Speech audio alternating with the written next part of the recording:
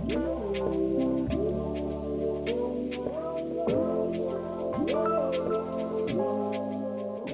everyone, this is Rob McDougall from Zhang Financial here with your weekly economic update. Today is Monday, December 29th, 2025.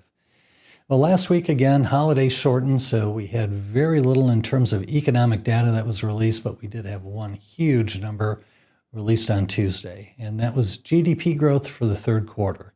Now, we talk almost every week about the fact that we always confer with the Atlanta Federal Reserve, see how they're thinking about the U.S. economy at any point in time, and they were extremely bullish on the prospects, or how, I should say, the third quarter of 2025 unfolded for the U.S. economy. So they kept moving up their estimate, and at one point they got, I believe the high was 4.2%, and they backed off a little in the last couple of weeks.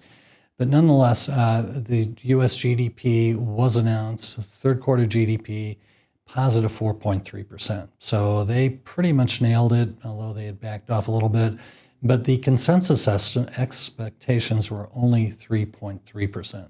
And those were kind of pulled up as the Atlanta Federal Reserve was pretty insistent we're growing much faster than economists thought. So bottom line is that 4.3% number is a fantastic number.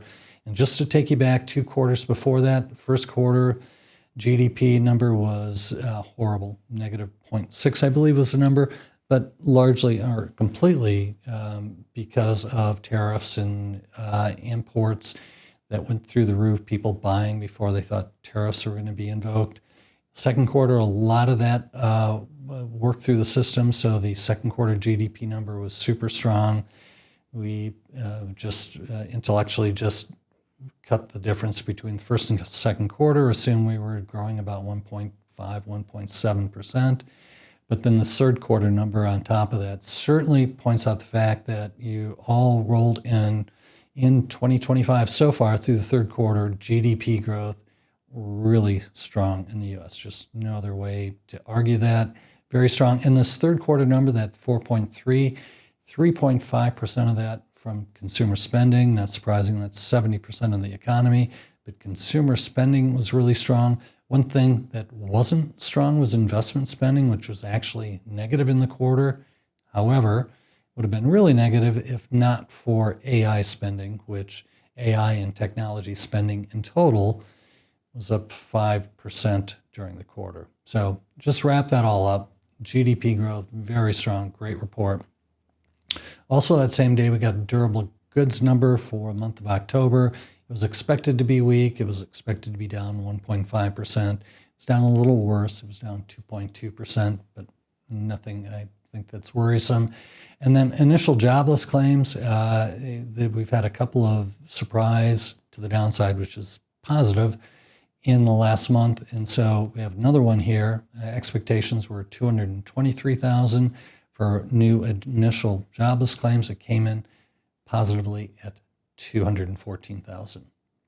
So in terms of GDP expectations for this quarter, fourth quarter of 2025, and we're almost over it, but the Atlanta Federal Reserve, their estimate, and this is, again, very encouraging. Clearly, the U.S. economy is strong. Not that there aren't pockets of weakness, or are, but the Atlanta Federal Reserve believes GDP growth here in the fourth quarter will be 3.0%, which would end a fantastic year for economic growth.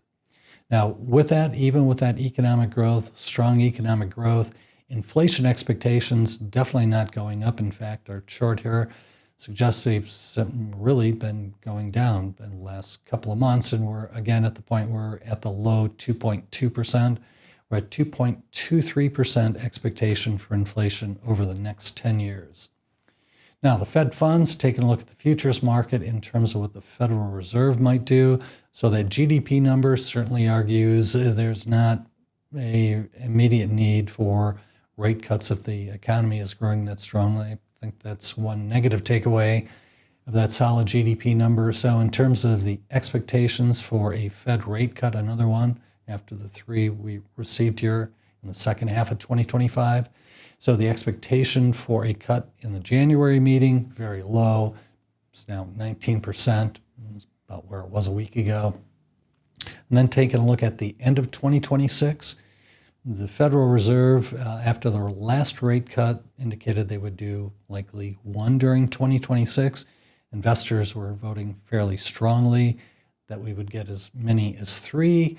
The odds now of three, probability-wise, has actually decreased. It's now 43% probability that we will get three, but 75% probability that we'll get two cuts. And again, the Federal Reserve said to expect one. So investors much more aggressive than the Fed is guiding in terms of rate cuts this year.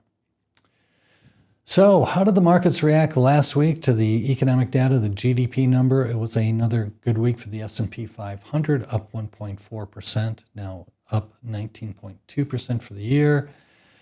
Within that, growth versus value, small versus large. Large certainly outperformed small. Large up 1.5, small up about 0.5%. But for the full year, again, S&P 500 up 19.2%. And while large has outperformed small for the year 21 to 14, we'll call it, surprisingly, at least to us, given that the Mag 7 has continued to do well, what's surprising is value has done so well. In 2025, value up 18.3%, growth up 16.5%. International markets have outperformed the U.S. this year, even adjusted for currency. And both developed markets and emerging markets had a very strong week last week. Developed markets ex-U.S. up 1.3%, emerging markets up 2.14%. So on a year-to-date basis, developed markets ex-U.S. up 32%, and emerging markets up a little more than that, just under 33% for the year. Lastly, in terms of return, fixed income last week, although the yields didn't move much, it was only down 1 basis point for both the 2 and the 10-year last week. The Bloomberg U.S. Aggregate Bond Index up strongly, 0.2% last week, which on a year-to-date basis puts it up 7.3%. So when you take a look at the S&P 500, up 19% for the year, and fixed income up 7%, and developed markets up more than the U.S., and emerging markets up 32%. It has been a very, very good year for investment returns.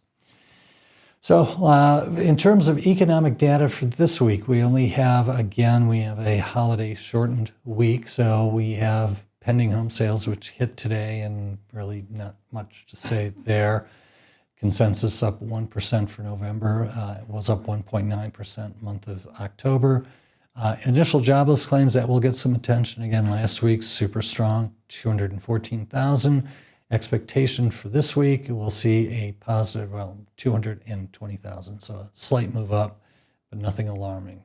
So that's it for our recap, and look forward for this week for economic data. We thank you so much for attending, and we'll look forward to seeing you in the new year next week. Thank you.